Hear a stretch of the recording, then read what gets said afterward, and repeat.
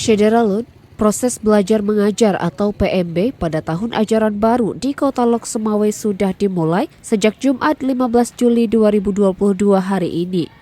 Namun dipastikan PMB sudah berjalan normal kembali setelah kondisi COVID-19 di Kota Lok Semawe melandai.